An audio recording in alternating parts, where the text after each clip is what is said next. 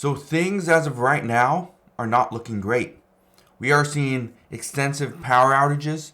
We are seeing more places that have food shortages, and people are struggling just to get what they need. Let me read you some facts. On Monday, 60,000 customers in western Wisconsin were without power for some time. On Wednesday, 30,000 customers didn't have power in New Orleans. Police in Spokane, Washington were investigating why thousands of people didn't have power in the early morning on Wednesday.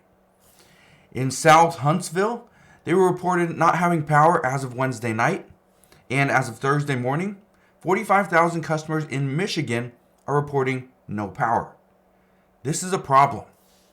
Now, I could go on and on about all the power outages that we are seeing, what we are expecting, but the truth is, I've been telling you this for a while, we cannot just look at the previous power outages and anticipate what's coming.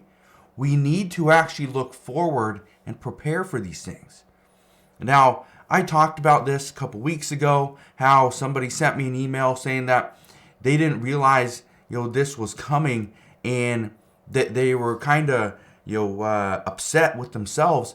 They didn't prepare better. That they didn't have, other heat sources. They didn't have, sleeping bags and blankets and firewood and things like that. I don't want that to be you. Now, what I can tell you is that the power grid is not equipped to handle what we are currently putting it through. It's not able to handle the extensive use, right? When we are seeing temperatures in the teens in much of the country. In Washington State, right now it is 28 degrees where I'm at. But this isn't even the coldest part of Washington State. And so that's the interesting part is right now, you got to be well aware of your surroundings. You got to be well aware of what we have. And what we have is inferior supply chain, inferior electrical grid. We got issues here. Not only is our electrical grid being attacked and coming down due to winter weather, but on top of that, when we are looking to create electricity through dams and using water, right, hydroelectricity, well, what happens when we see a massive drought that we've seen over the past year? Yeah, we produce less electricity. Again, it's a problem. These power outages were expected. These aren't surprises. These are expected. Now, not only are we seeing, we're producing less electricity, but here's another problem. These winter storms that we are currently facing across much of the United States, it mainly started in the West and it's kind of blowing over.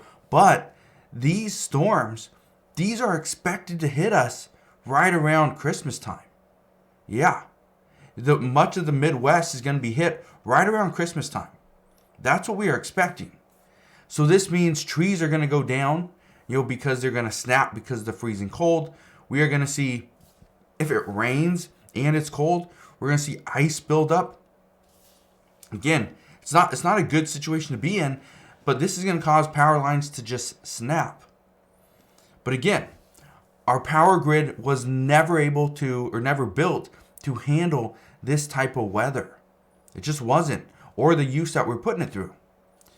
Now, here's the big worry. States in the middle of the country are about to get hit with a strong cold blast. That's coming. The expectation is this is going to come right about Christmas time, right about the 21st to 24th is when it's really going to start blowing through. Well, when this happens, it is going to take out your power, and it may not be for 2 or 3 days. It may just be for an hour or 2 hours until power is restored. But this is going to cause temperatures to drop in your area. Millions of businesses are going to shut down. Towns are going to close. And millions of people are going to be doing what they've been doing all along. And then they're going to be trying to rush to a store that could potentially be closed to buy items that they need. Remember, I've told you this for 6 months or longer. You need to prepare for this upcoming winter because it is going to be brutal. Now, this is why I continue to say the winter of 2022/2023 is going to be different than previous years. In previous years, we had things like excess money. We didn't have sky-high inflation. And we didn't have this kind of weather.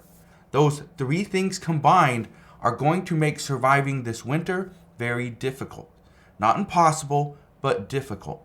Now, I want to show you this chart right here. Look at this. This is actually from the Washington Post, but it says risks of hazardous temperatures. Okay, right here, valid 12/21 through 12/27. This also includes Christmas. But look at this. So this line right here that's just outside of Washington State, this one right here that you kind of follow my mouse, dips into Texas all the way over here towards the East Coast and back up towards Canada and the Great Lakes. This right here, this is an issue.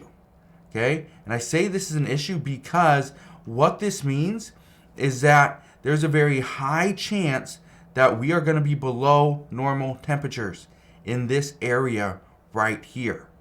Again, this is a problem. But it's not just this area right here. It also the moderate risk down here, right? Which encompasses a huge area as well.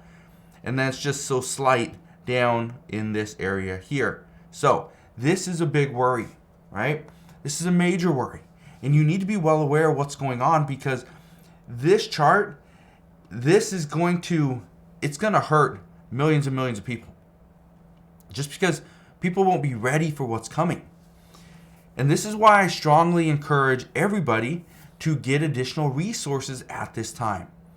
Make sure you have extra blankets, sleeping bags if you can.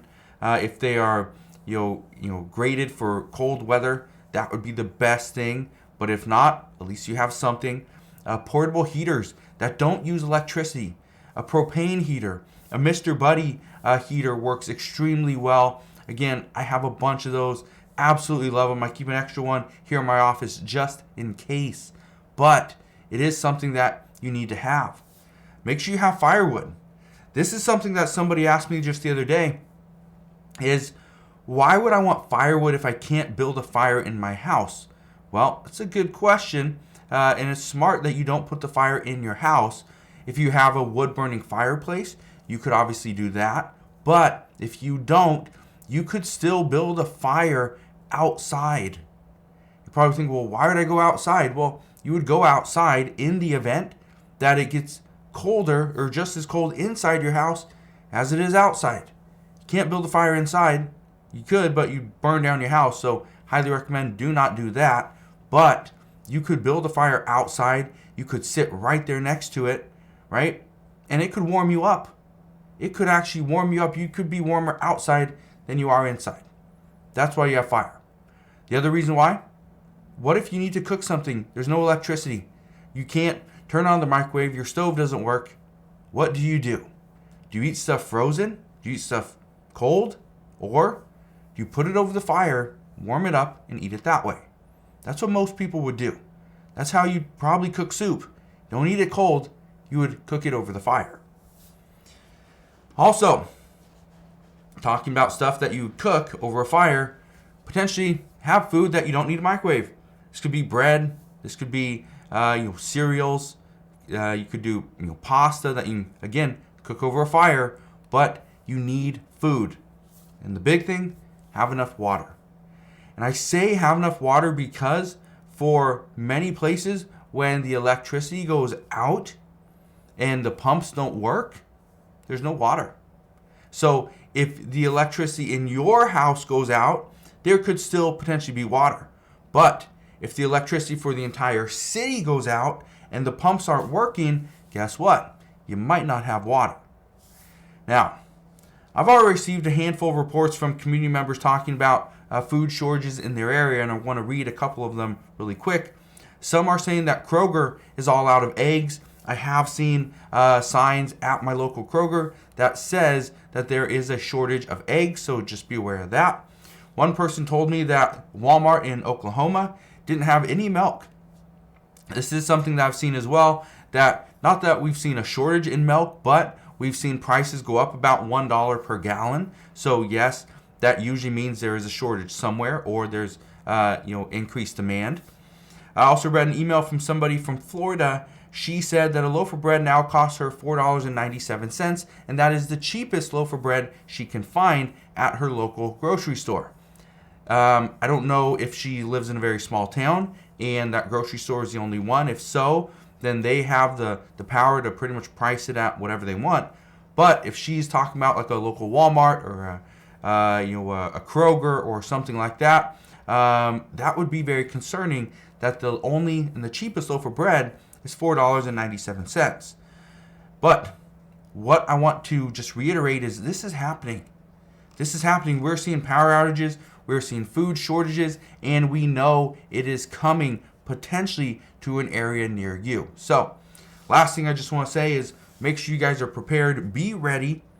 Be prepared, because this stuff is happening, and the best thing you can do is be ready for it. So again, if you have any questions whatsoever, please ask your questions down in the comment section below. Again, just want to thank you guys for watching. Consider subscribing, and I'll see you guys on the next one.